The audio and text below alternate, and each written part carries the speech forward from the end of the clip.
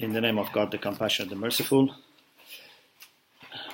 So, following our discussion about unity of God, it's very important to see how unity of God is reflected in creation, in revelation, and then how should be our response to this unity. Certainly, our response to unity cannot be division and separation. I think a very obvious but unfortunately neglected fact is that unity of God has to be echoed and reflected in the relation among people. So, in the book, Unity of God and Unity in God, the second part is about the plan of God in His creation, and the third is about revelation and how God has established everything in the way that we can identify each other better and relate to each other better, and then the same with revelation. I want to quote just few verses. So if you look at thank you. If you look at page 46, so there is English translation in the main text and Arabic original text in the footnote. Verse 22 of chapter 30. وَمِنْ آيَاتِهِ خَلْقُ السَّمَاوَاتِ وَالْأَرْضِ وَاخْتِلَافُ أَلْسِنَتِكُمْ وَأَلْوَانِكُمْ. Among the signs of God are creation of the skies and the earth, and differences of your languages and color. So there is a purpose why God created us in different colors and why we speak different languages. And if you get this purpose, you come to believe in God who is wise. In another verse, if you go next page, so of course actually starts from the end of the page 46 but goes on to beginning of page 47. Ya ayyuhan nas inna khalaqnakum min dhakarin wa untha. All mankind, we, not all believers only, mankind, every human being is addressed. We have created you from a male and female. So not only our creator is one, we have also biological relation. If God was our creator and we were created from different mothers or fathers, still we should be united, but God has given us extra reason for unity. And that is we share the same father and mother, that's Adam and Eve. وَجَعَلْنَاكُمْ شُعُوبًا وَقَبَائِلًا. Then we made you into different tribes and nations. Why? Unfortunately, many times we didn't get the message. We thought God has made us into different tribes and nations so that we say our nation is better, our tribe is better, and then we start fighting in trying to enslave each other and this type of things. But God has another plan. He says, we made you into different tribes and nations, لِتَعَارَفُوا, so that you know each other. If we were like robots, mass-produced, all the same color, the same language, the same culture, then we were not able to relate to each other, to identify, and also was boring. There is a beauty in the mosaic that God has created. But unfortunately, we didn't get the message.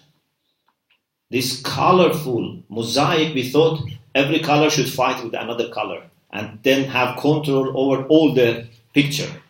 This is wrong. إِنَّ أَكْرَمَكُمْ عِنْدَ اللَّهِ أَتْقَاكُمْ. In the sight of God, the most honorable of you are the most pious of you. You cannot get honor by your color or ethnicity or geography. If there is any honor, is in your own achievement. I cannot get credit for my color because it's not my achievement. I cannot get credit because of my gender or because of my geography. I am from West, East Africa. No. None of this gives us credit. If there is any credit, it's for piety, for God-fearing, for being a virtuous person, and be a knowledgeable person. These are the things that you can try, and everyone can try to. The Prophet Muhammad used to say very clearly that all people are equal in humanity. الناس سواء. If you look at page 49. الناس سواء كأسنان المشط. People are like the teeth of a comb. Is there any way clearer than this to say we are the same in humanity? The teeth of a comb. Or he used to say, أيها الناس إن ربكم واحد. O people, your Lord is one, your Father is one. You all go back to Adam, and Adam was from soil. So we have the same origin. And then he used to say, the most honorable among you is the most pious of you, which is from the Quran. And then he said, there is no privilege for Arabs over non-Arabs, or non-Arabs over Arabs. Because there were some Arabs who were very, proud of being Arab. And they were saying non-Arabs, Ajams, are not as good as us. And also, maybe some non-Arabs think the same way. The Prophet said there is no privilege for anyone, whether Arabs or non-Arabs, based on this. So, this is about creation of God. But when it comes to revelation, it becomes more complicated. Unfortunately, there is a misconception. If you take almost every book, not maybe exactly all, but almost every book on religions, they tell you we have different religions in the world. For example, we have Islam, founded by Prophet Muhammad. We have Christianity, introduced by Jesus or founded by Jesus. Or, for example, Judaism, by Israelite prophets, for example, like Moses or even earlier. So they present us religions, especially I'm concerned about Abrahamic religions, as if there are different religions. And now they say, okay, these religions should talk to each other. They should have respect for each other. They should tolerate each other, which is, very, I think, sad to say to religions, to Islam and Christianity, you should tolerate each other. It's like saying, to two brothers, you should tolerate each other. Are we, so bad that we need to be asked to tolerate each other? To say to your right eye and left eye, you should tolerate each other. My right eye and left eye are in maximum harmony with each other, to the extent that I cannot see whether I am seeing by my right eye or left eye. The vision that I have is from both eyes. So, this is the misconception. We have different religions, but they should respect each other, tolerate each other. They shouldn't kill each other. It's very sad. But the way we understand the Quran is that there has been only one religion. There's only one religion. And no one has founded this religion.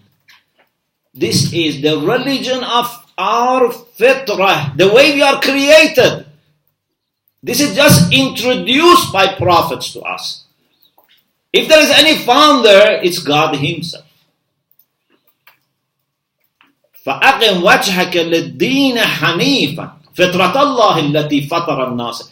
This is the way God has created us. We yearn for the absolute truth.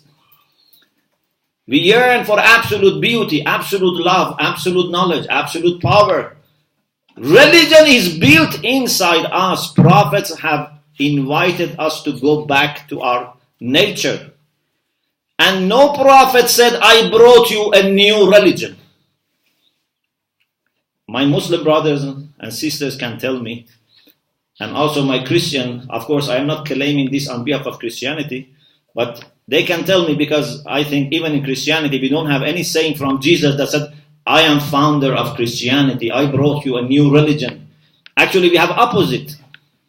He has not come to cancel any religion or any word of law, God, any law. But at least I can say from Quranic perspective that we don't have any saying that says a messenger came and said, I have decided to introduce a new religion. God has given me the mission of establishing a new religion. We don't have such a thing. The Quran is very clear that the religion of Abraham, Noah, Moses, Jesus, Prophet Muhammad, and all prophets is the same. And we as Muslims have to confirm our faith in all prophecies and in all revelations of God. We don't have this figure in the Quran, we have it in Hadith, that there were 124,000 prophets. But if I say, I don't believe in one of these 124,000 prophets, then I am not a Muslim. So you see how much they are united. You cannot say, only one person was saying something different and I'm not happy with that particular person. I'm happy with the rest. No. Everything which was coming from the prophets was the same.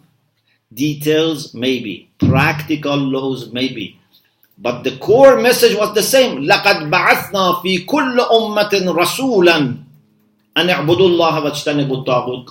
God says we send to all nations, to all people, messengers, which are high rank prophets. Messengers are 313, high rank prophets. God has sent messengers to all nations. What was the core message? To serve God. And i'budullah. When it comes to Prophet Muhammad, it's very, very clear that Prophet Muhammad refused to give any name to this invitation, to this call. You know, one of the bad things that giving a name can do, giving a name sometimes is good, but sometimes, forever creates a label and partition.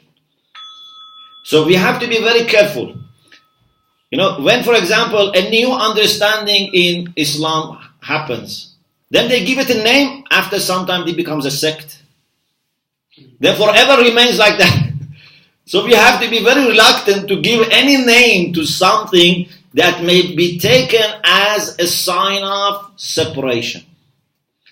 Prophet Muhammad said, we are all to follow the path of Abraham. Islam is not a new religion. Islam is reinstatement of the same path of Abraham. But even Abraham was not founder of this path. The Quran says, وَإِنَّ مِنْ شِيعَتِهِ لَإِبْرَاهِيمَ. Even Abraham was a follower of Noah. This verse in the Quran, also in the book, it's very interesting. وَمَنْ أَحْسَنُ دِينًا مِمَّنْ أَسْلَمَ وَجْهَهُ لِلَّهِ وَهُوَ مُحْسِنٌ وَاتَّبَعَ مِلَّةَ إِبْرَاهِيمَ حَنِيفًا. Who is better in his religion than the one who submits his face to God and follows the path of Abraham? So a prophet is following the path of Abraham. He's not founder of a new religion. Moses, Jesus, Prophet Muhammad, none of them brought a new religion. It's the same religion.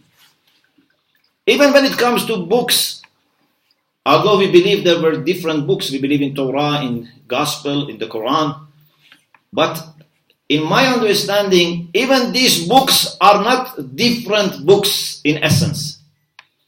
These are different editions of the same book. Because the Quran, in some places, uses the plural form, kutub. For example, the Quran talks about Lady Mary. آمنت بكلمات ربها وكتبه.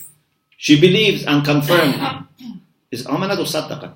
صدقت بكلمات ربها وكتبه وكانت من القانتين. She confirmed words of her Lord and books. Also we have in some places books. But it's very interesting that when the Quran talks about what the prophets brought, doesn't say books, say book. جاءتهم رسلهم بالبينات والزبر والكتاب المنير. Not والكتب المنيرة. Rasul is plural, Bayanat is plural, Zubur is plural, but book is one, singular. Ya Ahl al-Kitab, not Ya Ahl al-Kutub. So, one book, but presented in different times, in different editions, different versions, but one book. One God, one religion, one humanity.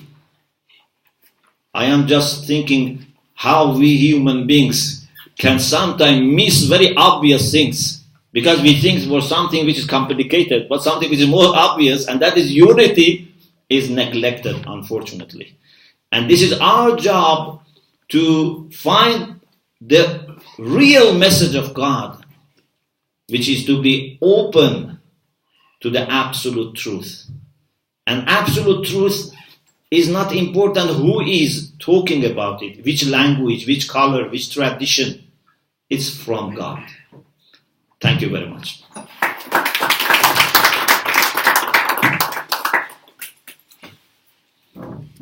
Since it's almost